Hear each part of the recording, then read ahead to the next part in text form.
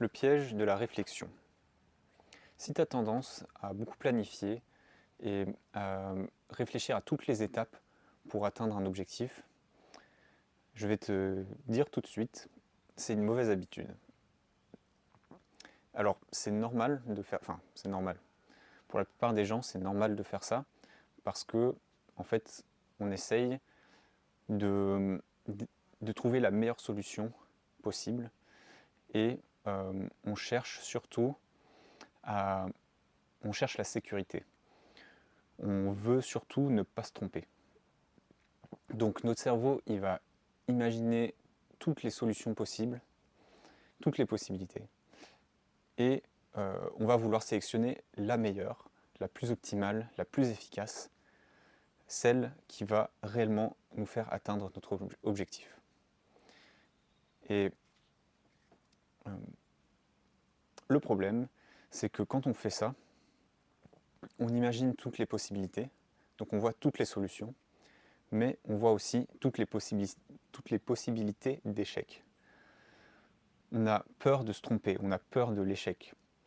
Et donc, quand on commence à trop réfléchir, on va commencer à douter. On va se dire, finalement, en fait, j'arrive pas à trouver une solution. Et donc, on va être paralysé. Et là, en général, il y a deux cas de figure. Soit on fait rien, parce qu'on ne sait pas quoi choisir, parce qu'on doute, ou alors parce qu'on attend le moment optimal pour le faire. On se dit on va pouvoir le faire quand on aura telle chose, quand on aura fait telle chose, sauf que du coup ça n'arrive jamais. Ou alors on a trouvé un chemin parfait, on se lance et en fait c'est pas du tout ce qu'on avait imaginé, mais du coup on tombe de haut et là on abandonne. Parce que forcément si tu as imaginé toutes les possibilités, tu as sélectionné la meilleure, tu l'as suivie et finalement ça marche pas, bah là tu dis bon, toutes les autres, vu qu'elles étaient moins bonnes, forcément elle ne marcherait pas non plus. Alors qu'en fait, c'est faux. Il y a plein de solutions différentes et il y en a peut-être d'autres qui auraient fonctionné. Donc, ce que j'essaye de faire passer comme message, c'est que la planification, c'est important, mais il faut faire attention de ne pas trop réfléchir. Et forcément, il faut que tu saches ce que tu vas faire. Tu veux atteindre un objectif, comment est-ce que tu vas l'atteindre? Et tu ne peux pas avancer dans le noir si tu ne sais pas ce que tu dois faire, ça ne peut pas marcher non plus. Donc, ce que je dirais, ce qui pour moi est la meilleure manière de faire, c'est identifier ton objectif clairement et c'est pourquoi est-ce que tu veux l'atteindre, parce que ça va être ton moteur, c'est ce qui va te motiver à aller le chercher. Ensuite, planifie vaguement.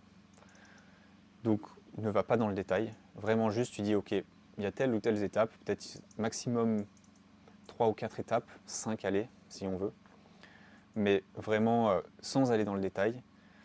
Et ensuite, concentre-toi sur la prochaine chose à faire. Parce que c'est ça qui va réellement manifester, créer du changement et créer le mouvement qui va te faire aller dans cette direction. Et comme tu ne peux pas tout prédire, tout imaginer à l'avance, de toute façon, pour voir ce qui se passe, il faut que tu fasses cette prochaine étape. C'est à ce moment-là où tu pourras peut-être réévaluer, ok, est-ce que je continue, est-ce que je fais autre chose? Mais d'avoir 7 étapes d'avance, d'imaginer la 7e étape en avance, ça n'a pas vraiment de sens. Parce que c'est une hypothèse qui est tellement peu probable et tellement lointaine que pour l'instant, tu n'as pas besoin en fait d'y penser. Et quand tu commences à réfléchir justement aussi loin, tu as une infinité de possibilités de comment est-ce que ça sera dans si longtemps, dans si loin. Donc il y a trop de choses en fait à penser. Donc c'est impossible d'évaluer toutes les possibilités. Donc voilà le conseil que je voulais faire passer dans cette vidéo. Quand tu veux atteindre un objectif, planifie vaguement et concentre-toi sur la prochaine chose, sur les choses essentielles et donc la prochaine chose à faire. Allez, à la prochaine.